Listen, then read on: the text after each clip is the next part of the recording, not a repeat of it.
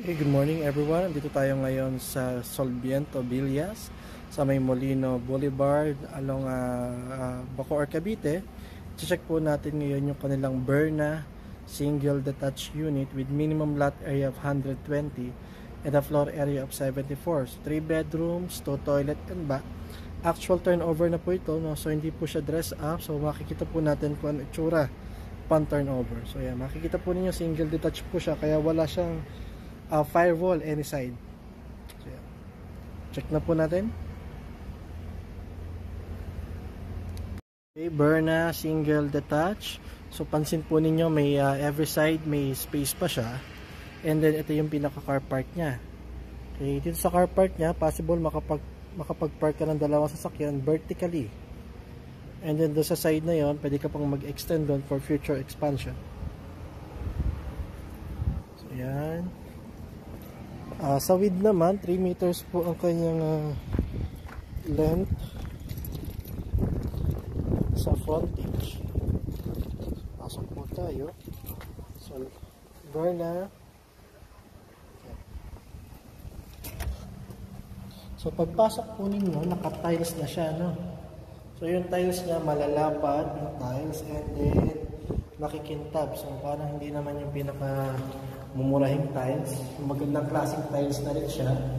Actual turnover ng pintuan. Okay, sarado po natin. Magandang klaseng kahoy at yung doorknob. And then every window niya, mga alloy type na window. So possible, kapalagyan mo na lang siya ng grills upon turnover kung gusto mo mas safe pa. Pero as you can see, napakaluwag at napakalawak din kapag wala pang gamit. Ano?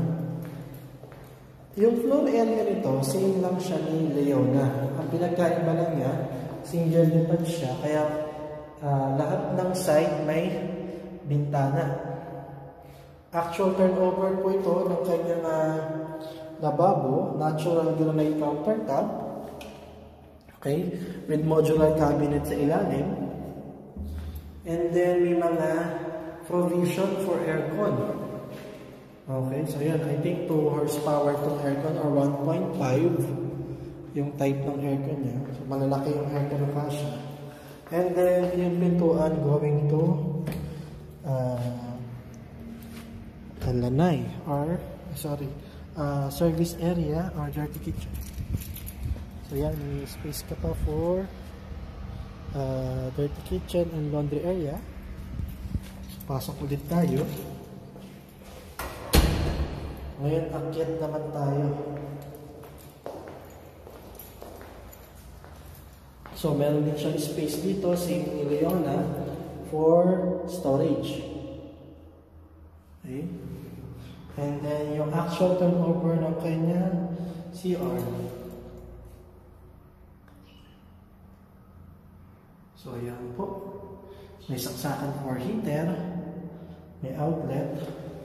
And then, kompleto yung mga outlet nito. No? May cable. May internet. Ayan. Cable and internet. And then, yung hagdan niya, actual turnover. Magandang klaseng kahoy, makakapal. So, ito na po yung actual turnover talaga. And then yung mga bakal niya, so yan po, yung handrails.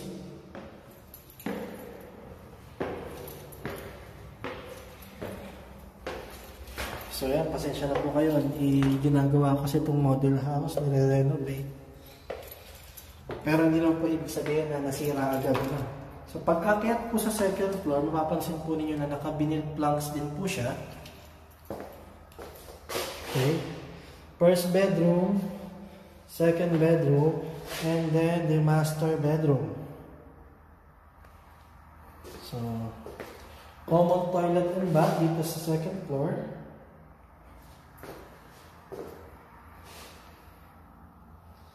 So, yan. So, ang tanong ko lang, bakit kaya hindi pa sinasagad yung tiles? So, mas maganda siguro pag nakasagad yung tiles. And then yan, may mga space na siya for built-in cabin, space for aircon. I think mga 1 horsepower ito. And then alloy type windows. So kasyang-kasya po yung single size bed. And then pwede ko pa makapaglagay ng built-in cabinet. So same lang din po yung size nito. Second bedroom. Doon sa unang bedroom. And then lastly, ito yung kanilang master bedroom. So, nakita ko na sa iyo. So ayan, may space for aircon. May butas na. And then, pasok tayo. So makikita nyo kung gano'n siya kalawak. Okay. So actual turnover na kisame.